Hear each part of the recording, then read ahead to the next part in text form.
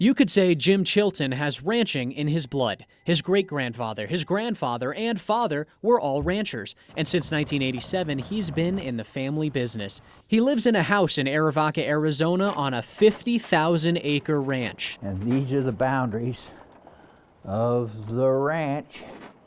We go all the way down to the international boundary. But Chilton is a part of a small club of ranchers who live in a unique situation, different than others throughout the nation. His property extends all the way down to the international border, separating the United States from Mexico. This is Mexico here, and this is the international boundary, and this is the United States here. A recent Drug Enforcement Administration report says much of the drug smuggling activity in Arizona comes between the port of entries in remote, inhospitable desert valleys separated by rugged mountainous terrain. Well, what that describes, the Chilton Ranch, which is right between the Nogales port of entry and the Sassabee point of entry. Well, I live in a foreign-occupied country.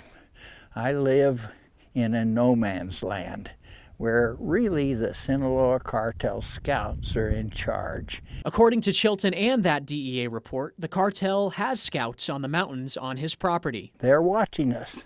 I'm sure on one of these mountains up here, the cartel scouts are seeing what we're doing. Because of this, he's installed motion-activated cameras on several trails on his property to find this: drug smugglers dressed in camouflage hiking through his land. But how do they get across the border into his property? Well, depending on where you are, the fences may look a little bit different. Here in Nogales and some of the other border towns, you have tall fences like this one right here. It's made of steel and concrete. Other parts of the fence look like this. It's Normandy-style fencing, as Jim Chilton called it, and it's built so people cannot drive trucks or cars across the border. However, for Jim Chilton, this is what the border looks like in most of his ranch. It's a 4-stringed barbed wire fence that he showed you can just climb right over or crawl right under. Chilton's had many run-ins with armed drug traffickers. We've seen these cartel drug packers with AK-47s. He's also found multiple bales of marijuana.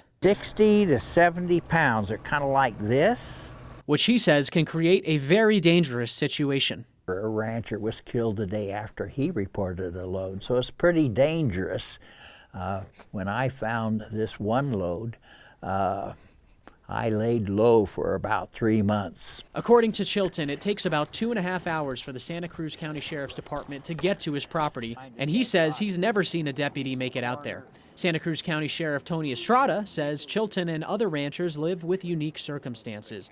Speaking candidly, he explained there just isn't much the Sheriff's Department can really do. And by the time we get there, or law enforcement get there, these people are long gone. They're long gone. So it's a very difficult situation for them, and it's a difficult situation for us. Because of these living conditions, Chilton says many local ranchers sell their property and leave. But he tells me one thing's for sure: he's not going anywhere.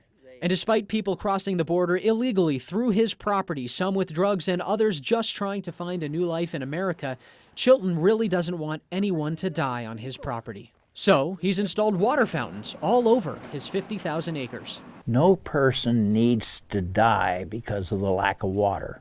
It's horrible to find a body out here. It's just a humanitarian crisis.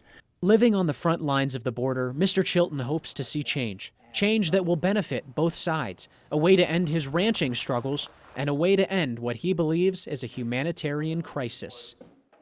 Max Darrow, KGUN-9, on your side.